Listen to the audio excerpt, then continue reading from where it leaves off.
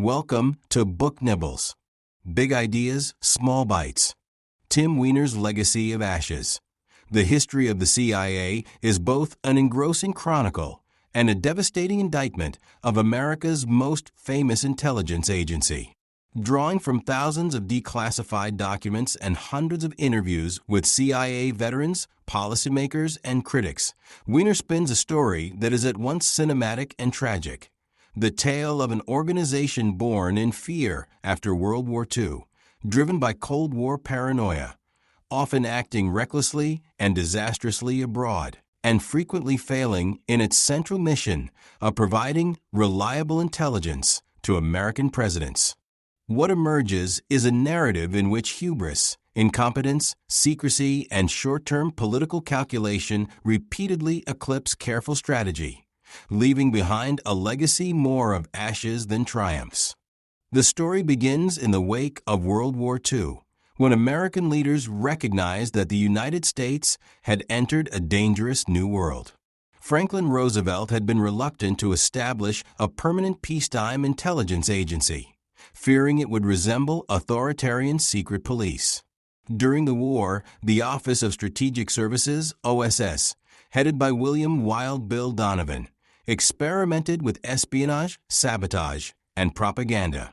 Donovan dreamed of converting his wartime OSS into a lasting CIA-like structure, but after the war, Harry Truman dismantled it, suspicious of anything that smacked of covert domestic spying. Truman wanted only a small unit that could gather facts abroad and analyze them, providing him with objective information about the world. What he got instead, under pressure from Cold War hawks, was the Central Intelligence Agency, established in 1947 under the National Security Act. This agency was supposed to be America's shield against the growing power of the Soviet Union, but almost immediately it veered away from Truman's original vision. Weiner shows how the CIA was born under a contradiction. On paper, it was meant to be an analytic body, one that would collect intelligence from different sources, weigh it carefully, and present it without bias to the president. But in practice, its early leaders, men like Allen Dulles and Frank Wisner, were far more interested in action than analysis. They believed America needed not just to understand the world, but to shape it. Out of this belief came the CIA's first great emphasis: covert operations aimed at influencing foreign politics, toppling governments, and running clandestine wars. It was far more exciting to recruit agents, move money around, drop leaflets, or support rebels than to pore over documents and write sober assessments. Analysis was considered dull and secondary. Action was glamorized as the cutting edge of the Cold War. The early CIA stumbled badly in its first missions. In Eastern Europe, Wisner and his colleagues tried to parachute émigré fighters into Soviet-controlled countries, hoping to spark rebellions against communist rule. These operations were disasters. The Soviets had infiltrated resistance networks, captured the agents, and executed or turned them. The CIA learned almost nothing from these failures, and the agency's secrecy meant they were hidden even from Congress, and sometimes from presidents themselves. Instead of sobering lessons, the CIA doubled down on the dream of covert operations as a quick fix for containing communism. By the early 1950s, under President Eisenhower, covert action became institutionalized. Eisenhower, wary of direct military confrontation with the Soviet Union, saw in the CIA a tool to achieve foreign policy goals with plausible deniability. The most famous early examples were the coups in Iran in 1953 and Guatemala in 1954. In Iran, the CIA engineered the overthrow of Prime Minister Mohammad Mossadegh after he nationalized oil resources. Using a mixture of bribery, propaganda, and street mobs, the agency restored the Shah to power, believing it had achieved a brilliant success. In Guatemala, the CIA toppled President Jacobo Arbenz, whose modest land reforms had angered the United Fruit Company and raised fears of communist infiltration. Here again, the agency spread propaganda, funded opposition, and used psychological tricks to collapse a government. These coups created a sense of triumph within the CIA, proof, they believed, that covert operations could alter history. Yet, as Weiner shows, these short-term victories planted seeds of long-term trouble. Iran's Shah became increasingly authoritarian, fueling resentment that would later explode in the 1979 Islamic Revolution. Guatemala descended into decades of brutal civil war. But at the time, the CIA saw only its own effectiveness. The agency's overconfidence carried it into one of its greatest debacles, the Bay of Pigs invasion in 1961. Under President Kennedy, the CIA trained Cuban exiles to invade Cuba and overthrow Fidel Castro. The plan was built on faulty assumptions that the Cuban people would rise up against Castro, that air support would be sufficient, and that secrecy could be maintained. In reality, Castro's forces crushed the invasion almost immediately, and Kennedy, wary of starting a wider war, refused to send U.S. military backup. The fiasco humiliated the new president and exposed the CIA as reckless and incompetent. Kennedy publicly took responsibility, but privately he distrusted the CIA thereafter. Still, paradoxically, he expanded its covert operations against Castro, approving assassination attempts, sabotage, and propaganda campaigns. None of them succeeded in unseating Castro, but they revealed a dark truth. The CIA was increasingly willing to use assassination and dirty tricks as instruments of policy. Assassinations became a recurring theme. Under Dulles and later directors, the CIA plotted to kill leaders from Castro to Patrice Lumumba in Congo, to Rafael Trujillo in the Dominican Republic, and Ngo Dinh Diem in South Vietnam. Some plots failed outright. Others were successful but produced chaos. The removal of Diem, for example, left South Vietnam unstable, undermining America's position in Southeast Asia and drawing the U.S. deeper into the Vietnam quagmire. What was striking was the agency's mix of hubris and incompetence. It attempted tasks far beyond its capacity, often bungled them, yet kept returning to the same playbook.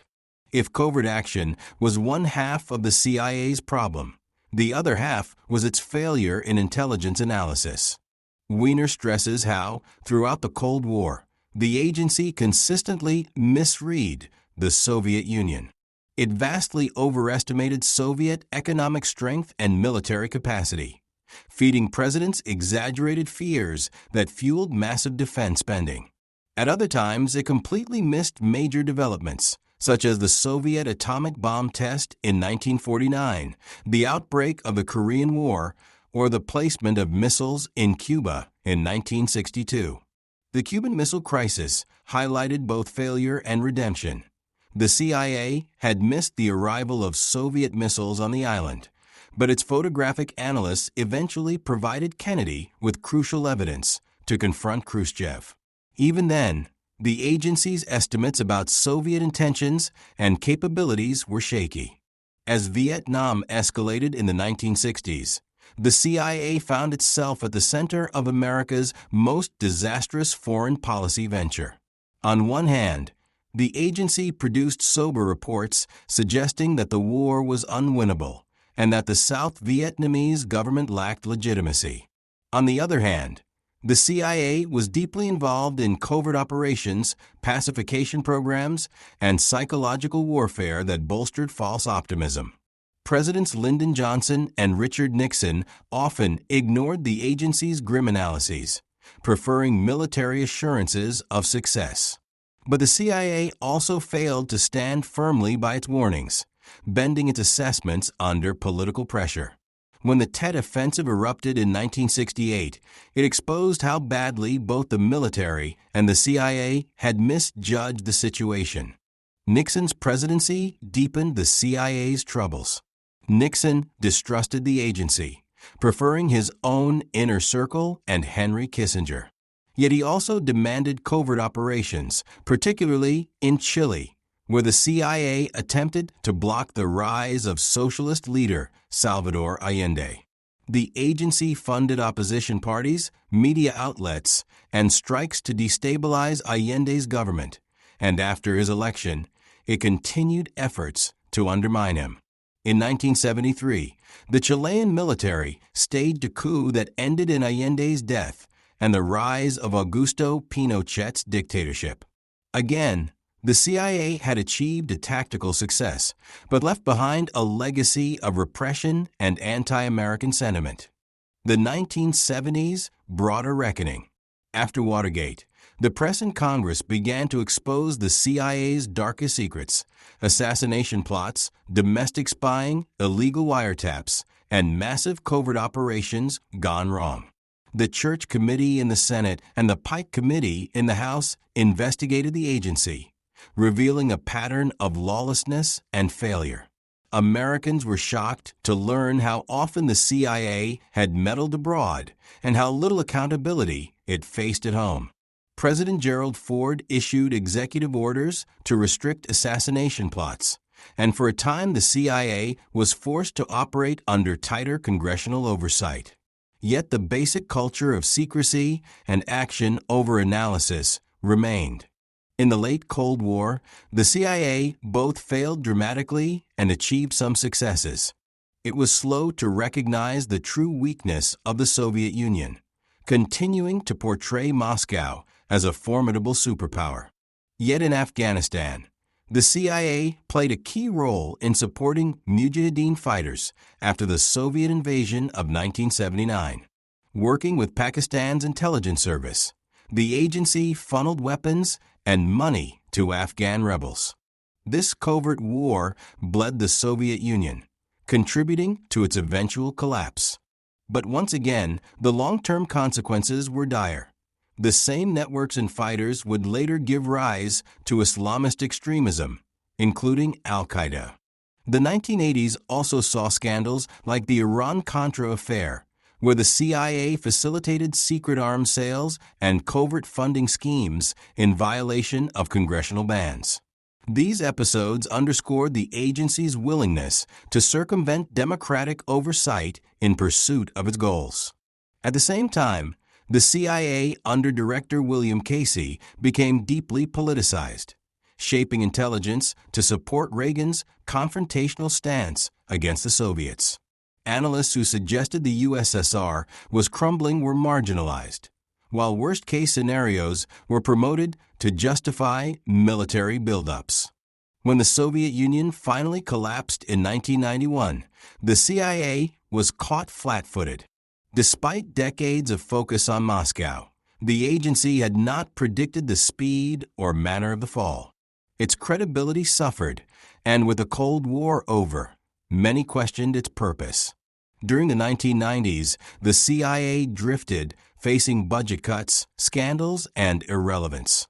It failed to predict nuclear tests in India and Pakistan, was blindsided by crises in the Balkans, and did not foresee major terrorist threats.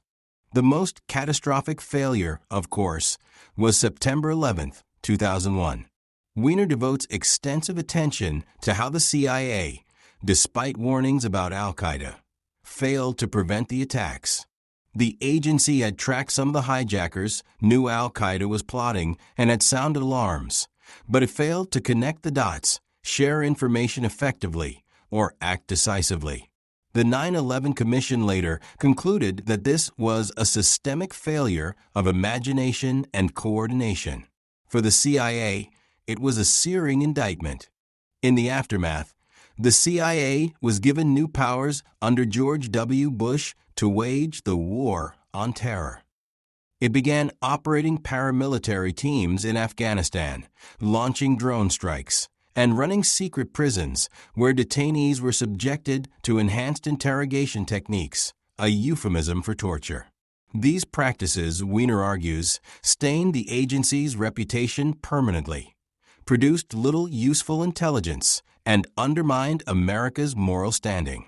At the same time, the CIA provided faulty intelligence about Iraq's weapons of mass destruction, which became the basis for the 2003 invasion. Once no such weapons were found, the CIA was again discredited, accused of incompetence or political manipulation. Weiner's narrative ends with a sobering conclusion.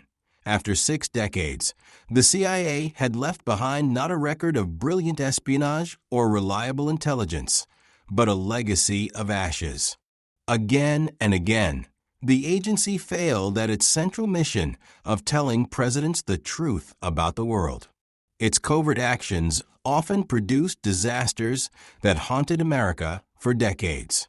Its culture of secrecy shielded it from accountability, but also prevented it from learning from mistakes.